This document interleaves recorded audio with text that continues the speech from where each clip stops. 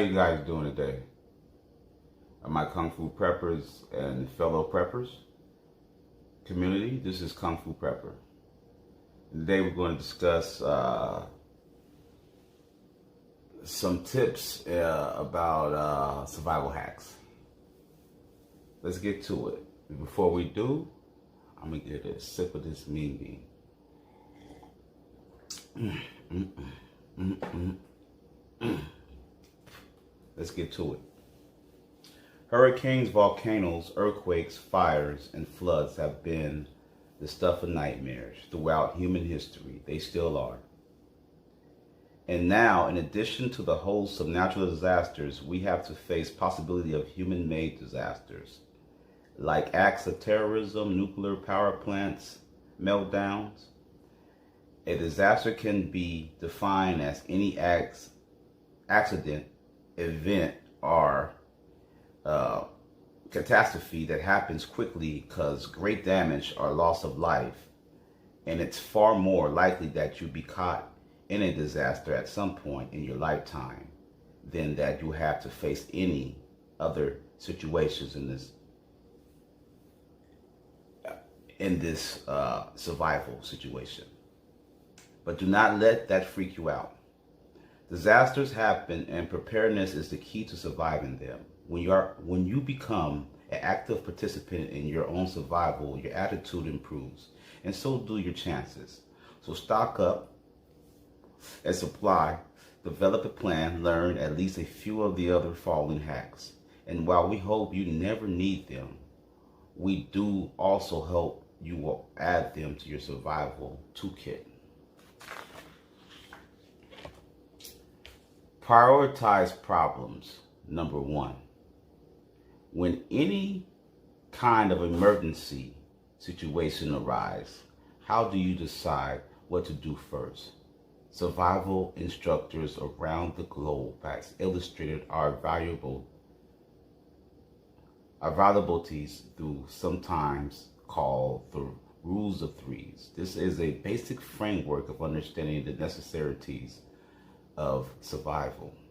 The rule states that you have 3 minutes to live without air, 3 hours to live without shelter, 3 days to live without water, 3 weeks to live without food. The simple and memorable list can be effective tools to help you focus and prioritize through many of the scary situations you might find yourself having to deal with. But unfortunately, the rules does not cover absolutely everything. Where does heat stroke falls in this sequence? How about being attacked by a wild animal or even a homicidal human being? A nice, simple rule, rarely addressed every scenario, only the very basic. There is a simpler way to keep your priorities in order. Tackle the worst problem first. Determine the greatest that you face and deal with it. Then turn to handle the next most threatening element, so on. Soon you have all of the threats in check, and you'll be able to move on into other aspects of survival, such as signaling for help, getting to a safer area, be rigorous in ranking these threats. Even though you might be hungry, shelter and water are more important than food. Number 2, make first aid your first priority. If you're in a tough situation with no injured parties, you should count yourself lucky. When something bad happens, medical skills supplies may be the very first thing you need rather than shelter. Sure, the cold air could kill you in a few hours, but someone with a severe wound can bleed out in a matter of minutes. Without effective medical care, in a case like this, you need to deal with major injuries right away with all the first aid skills and supplies you can muster. Get some hands-on first aid training and carry a medical kit. You almost certainly use any medical skills you learn at some point in your life. Number 3, seek shelter right away. Since the deep cold can kill in hours and intense heat can kill in a day, shelter is your first survival priority when no one has life-threatening injuries or illnesses. Throughout this book, you'll see many methods to enhance a shelter. You may already have, like your home vehicles, and even a few ways to create your own shelter from available material. Just make sure you have a backup plan for shelter. Whenever you go, a small, lightweight poncho and a space blanket could fit in your purse, pack, or pocket. Provide you with life-saving shelter without whatever you may roam. Number 4, get water and food. Normally we say food and water, assigning an unreasonable high importance to eating. But let's face facts.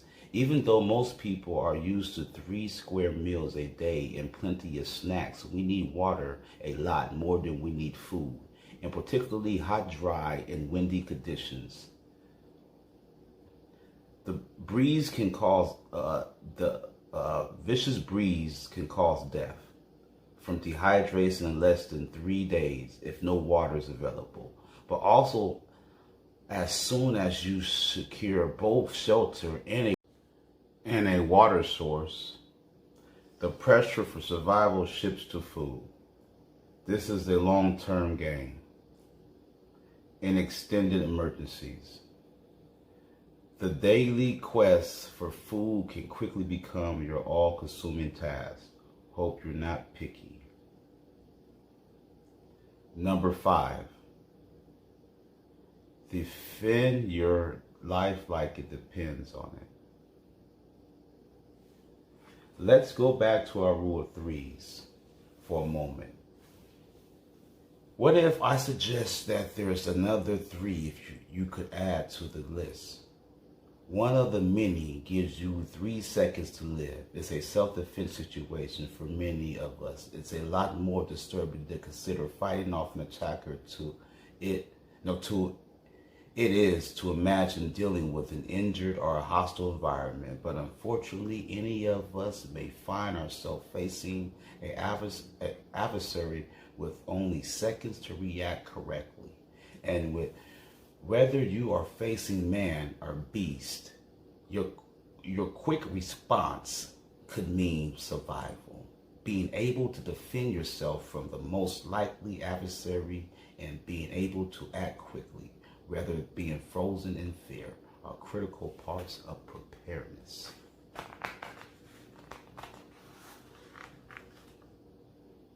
Number 6, prepared for disaster.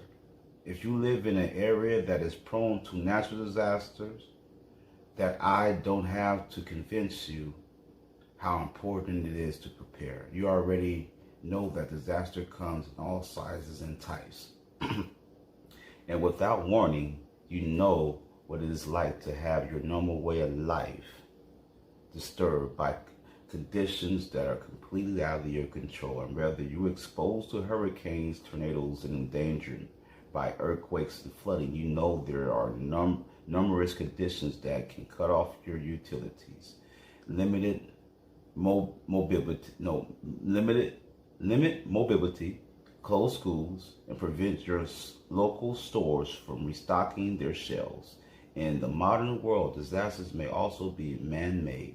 Acts of war and terrorism, industry acts, train cars, derailments, axles, sparks, fires, and nuclear power plants meltdowns are just a few of the threats we may find ourselves facing. So what does all this mean to you and your loved ones?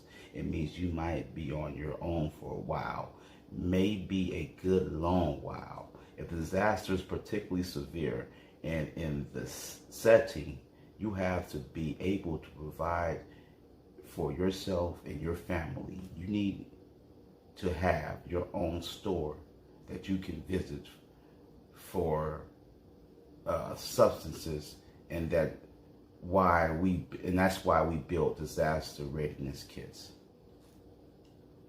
Number 7, grab the gear. Get a model for disaster planning is to imitate the provision in an old-fashioned general store. These places carried a little bit of everything. Create a kit in one or several waterproof bins filled with things you absolutely need and a few things you just want. Canned goods. Choose high-calorie foods. Preferably those can be eaten straight from the can. Meat, stews, hearty soups, chili, and pasta dishes are all choices. Don't forget to add a hand of don't forget to add a can opener. Dry goods. If you have a way to cook when the power is out, like a camp stove,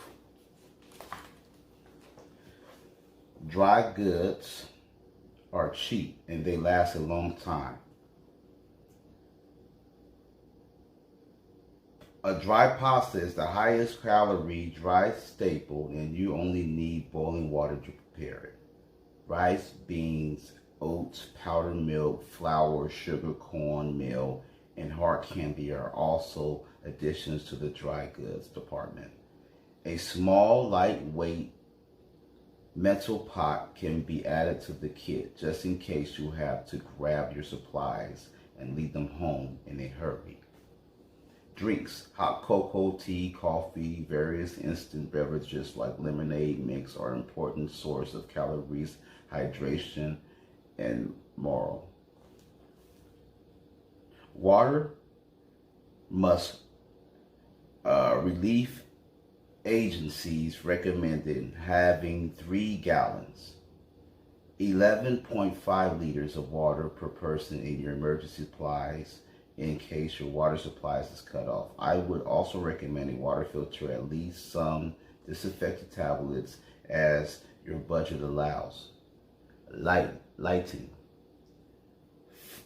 Fresh batteries and flashlights will be needed during power outages. Some candles wouldn't hurt as a backup either, but non-flame lighting is a much safer choice. You don't need to add a house fire to your list of problems during a crisis.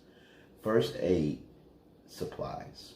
Cuts and burns are common. Injuries in the best of times. Keep burn cream and trauma dressing on hand, as well as a Band-Aid and other supplies in case you can't get to a doctor and help cannot make it in your location. Hygiene items. Your emergency shelter can get pretty smelly. Keep abundant supplies of bathroom products handy, along with disinfectant and an emergency blanket toilet with a tight fitting lid. Number 8. Add the unexpected. You can't really expect the unexpected.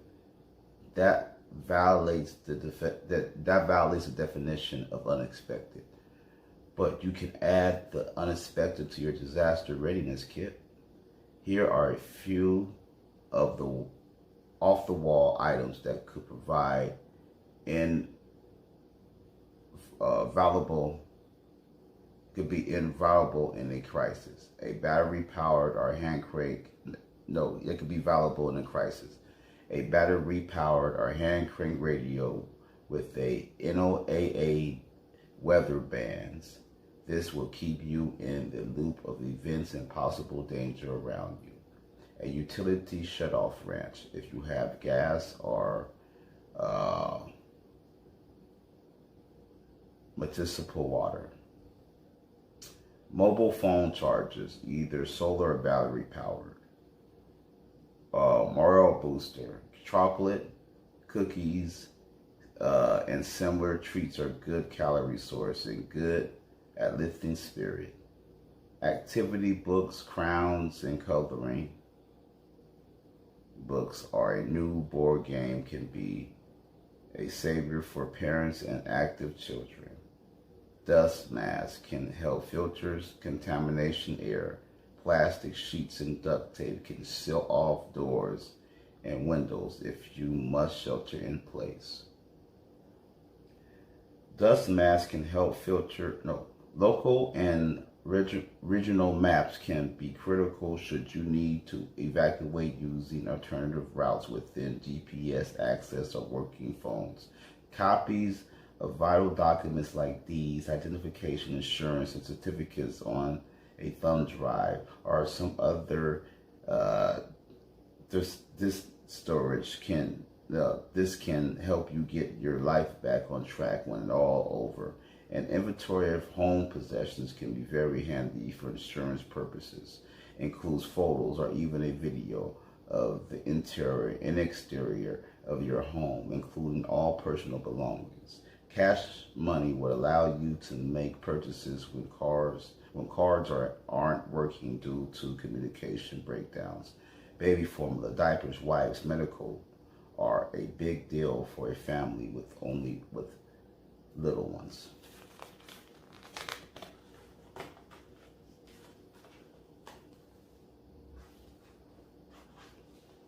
Number 9, create an emergency plan. Now that you built a disaster readiness kit, you need an emergency plan in the event of a crisis. A well thought out family emergency plan can eliminate stress, limit confusion, and save a great deal of time. Instead of wasting precious minutes wondering what to do or when to do it, you can put your emergency plan to work right away, bringing sanity and safety to dangerous situations. Your family emergency plan should encompass the following: maintaining up-to-date contact information, cards or sheets for each family member, communication strategy for keeping in touch with options in case the phone are out, ways to assist or care for anyone with mobile or medical issues, communication difficulties, or special needs. The maintenance, inspection, and rations of emergency supplies such as non-perishable foods, water, first aid, lighting, and communication equipment. The maintenance of specialized supplies for any infants, your young children, or elderly in your family. A plan of supplies for the care of pets and livestock. The knowledge and tools to shut off your utilities. Safe sufficiency skills and supplies should you have to shelter in place without utilities. Evacuation plans, routes should you have to leave your home. Learning and practice safety skills such as first aid, CPR, and fire preventions. Last one, 10, plan wisely. One important part of planning for emergencies is to determine which disasters are most likely to affect your household. The most common group is natural disaster, which affects hundreds of thousands of people every year worldwide. You probably don't have to worry much about hurricanes in the middle or blizzards in the Caribbean. Many disasters are predictable events, but others unfortunately can hit us by complete surprise. Common natural disasters can include tornadoes, hurricanes, severe thunderstorms, wildfires, winter storms, earthquakes, and extreme heat. Extreme heat and drought have killed more people in the U.S. since the 1970s than any other natural disasters, though were followed closely by fatalities from flooding and severe thunderstorms. The threats